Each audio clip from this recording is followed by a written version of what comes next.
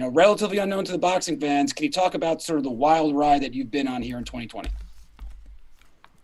Yeah, man, it's just been, it's been amazing. I'm fighting often, and I'm fighting, tough opponents, and I'm loving all the fans and all the love that I've been getting from them. So it's just exciting, man. I'm just looking to go collect this guy's own, man. And before we get to the questions, and we got a bunch in the queue already.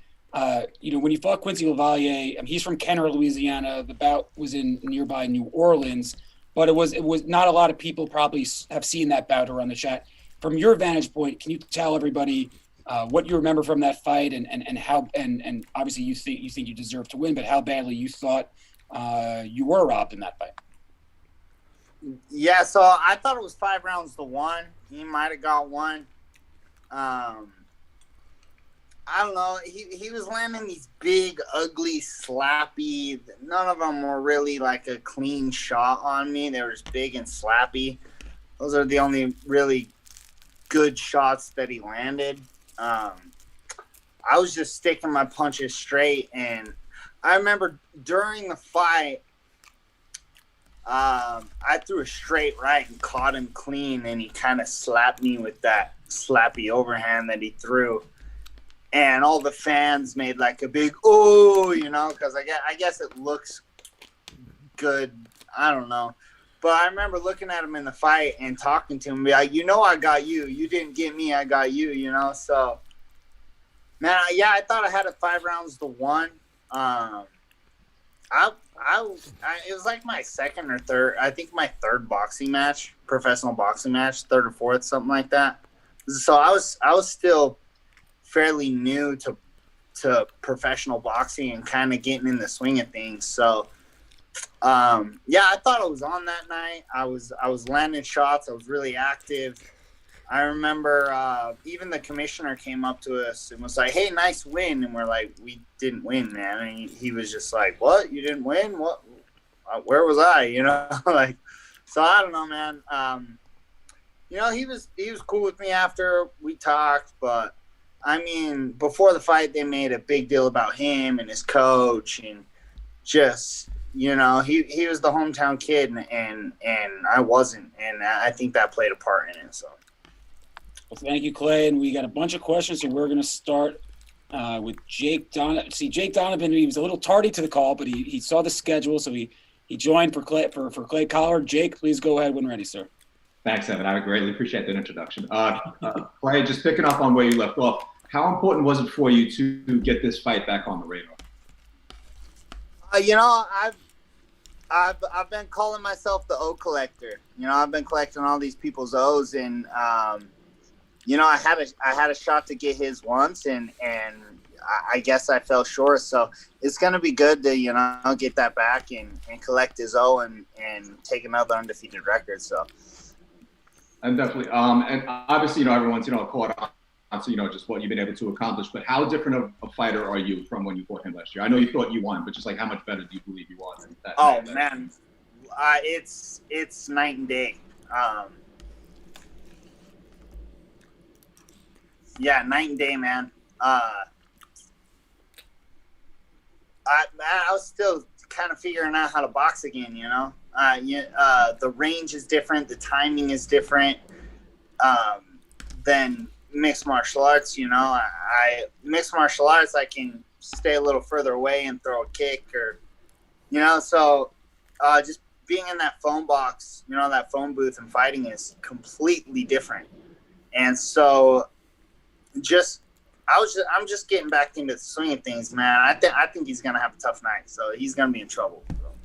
Thank you very much, Jake. And we now move on to Cynthia Conte from Ring and a bunch of other outlets. Cynthia, welcome. Please go ahead.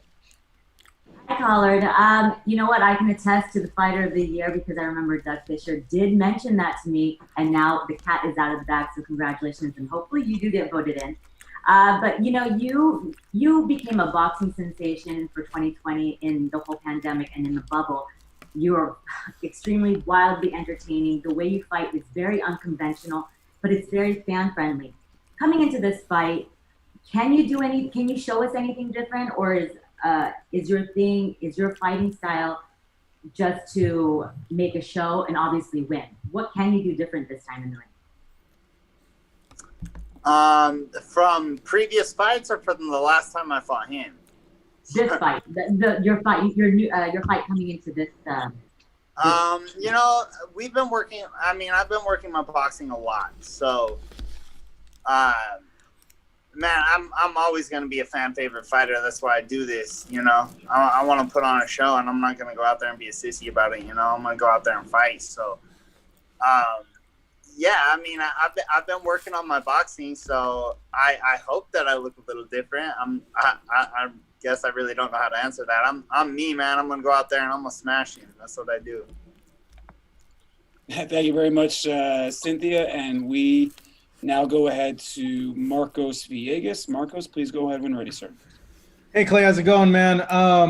2 questions for you. One is, what do you attribute most, you feel, to the success that you've had coming from MMA and now notching all these wins against, at first, undefeated blue chip prospects and now pretty solid guys? Man, I would just have to say my coach had a lot to do with that, and I've matured. I was a wild kid, in my early 20s. I was wild, so I've just matured and really,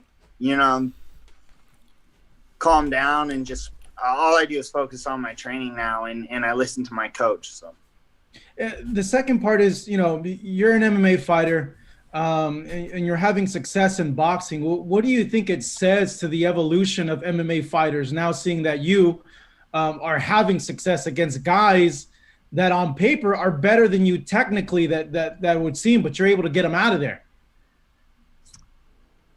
Man, I'm a fighter. I wouldn't say that I'm a MMA fighter. I started boxing way before I ever started mixed martial arts. So, I started boxing when I was 11 years old. So, I hope that the sport of MMA is evolving. I still think their hands are far behind pure boxers. But that's it's just me getting back to my roots, man. I was a boxer way before I ever started mixed martial arts. So I'm not really sure, man. I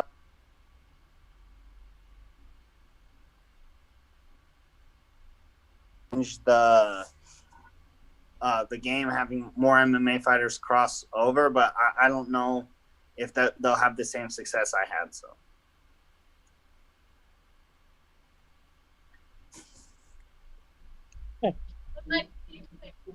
we go next to Marquise Johns. Sorry, I mean, Clay, for a quick second there. Marquise, please go ahead when ready.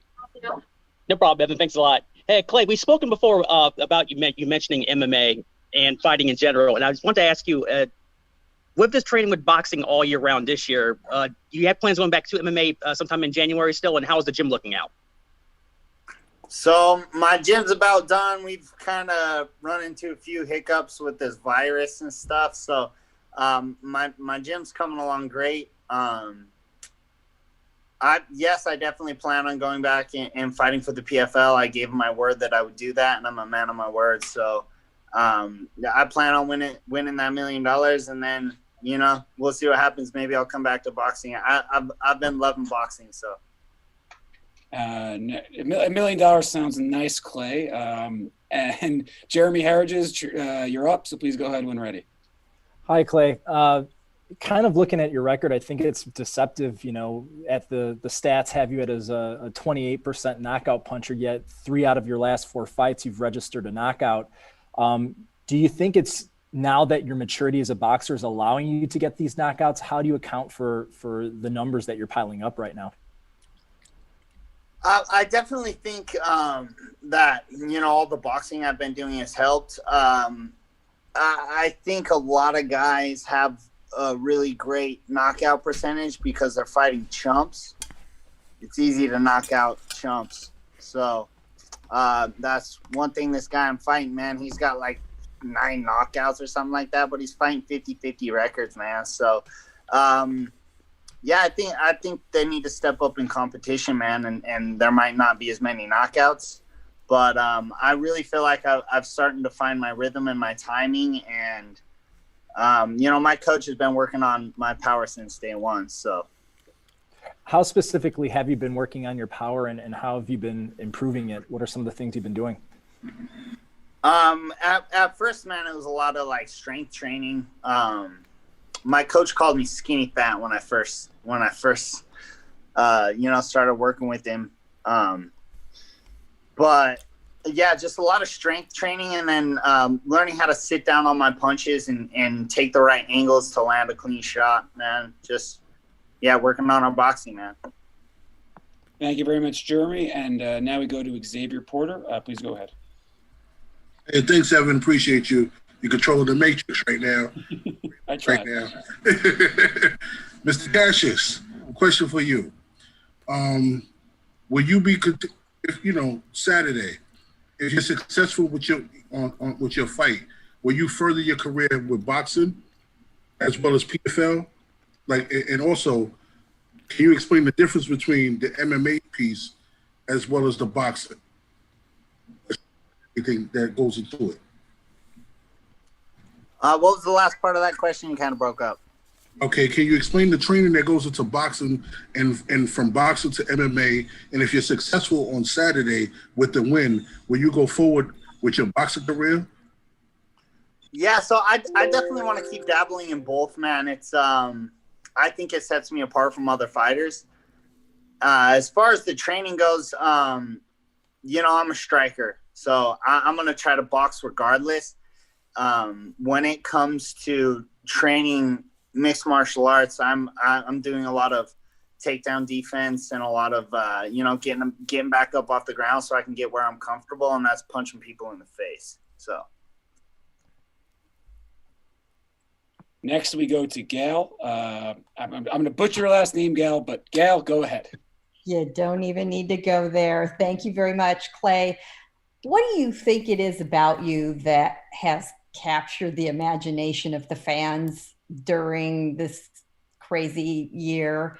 And what do you think Top Rank sees in you as a fan-friendly product? How is that all coming together, do you think?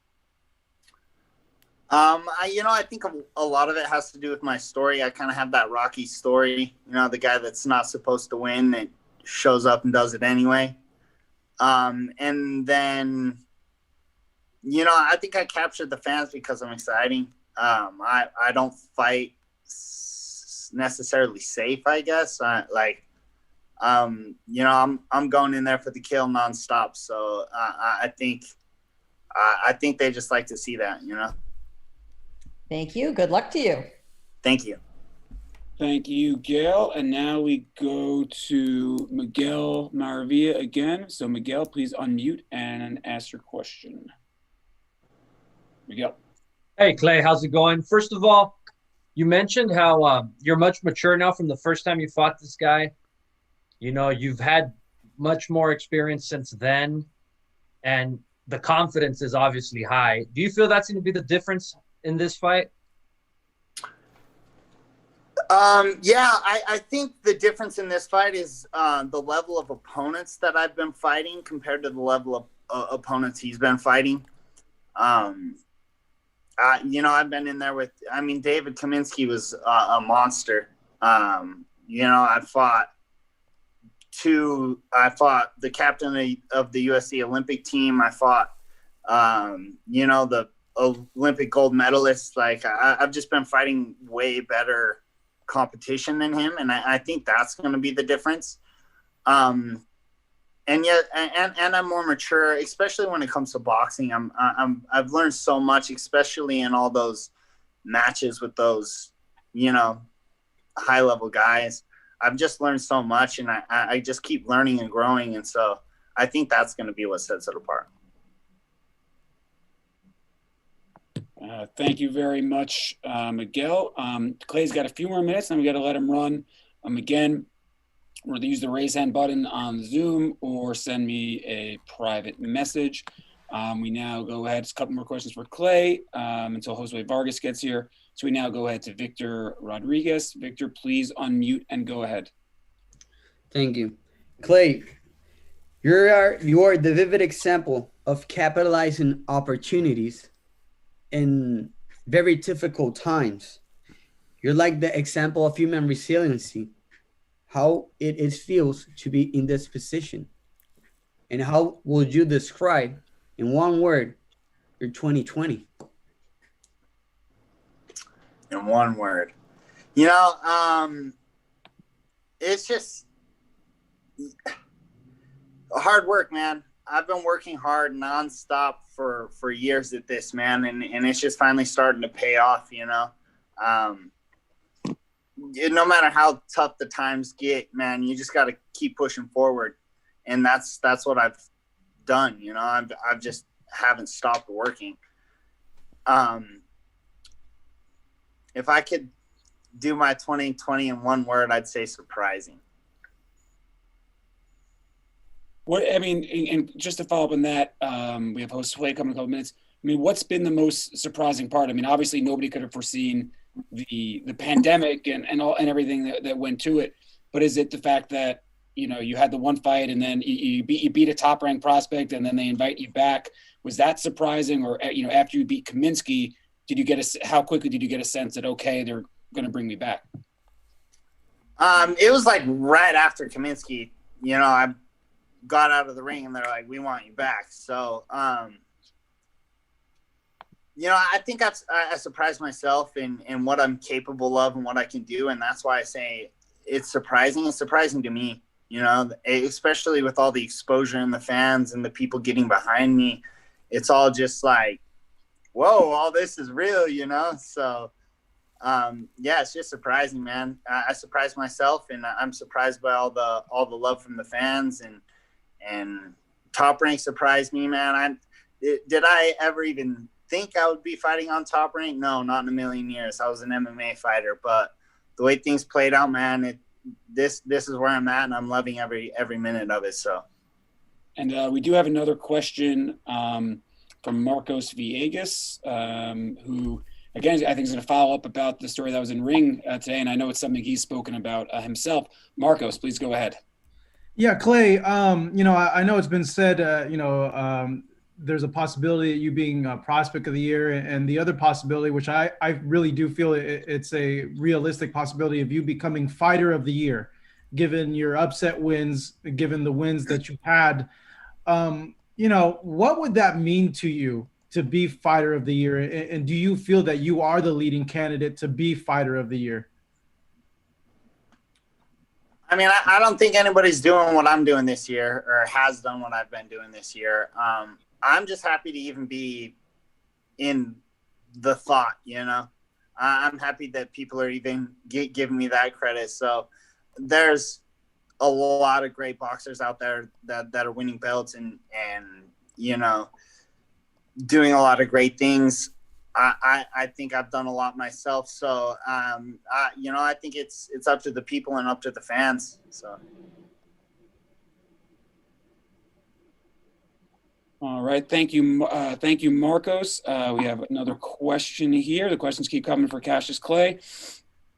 Cynthia Conte, another question. Please go ahead. Cassius Clay, you just mentioned that you didn't believe that you would even fight on Top Rank. But now, can you believe that you're fighting on not just a Top Rank card, but you're fighting on a Loma versus Lopez card? This is the card that every boxing fan has been longing for, and you're fighting on the undercard. Talk about what that means to you. Man, it's great, honestly. I've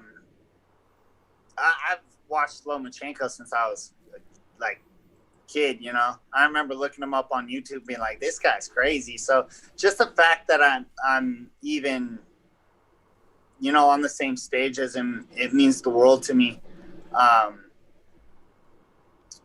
It's just so great, man. I'm just so happy about it. I just hope that everything works out and we can get this done. And a follow-up, gotta ask, what's your prediction for that fight, Lomachenko or Lopez? I'm taking Lomachenko. I don't know when or how, but Lomachenko's taking the win. Best of luck to you.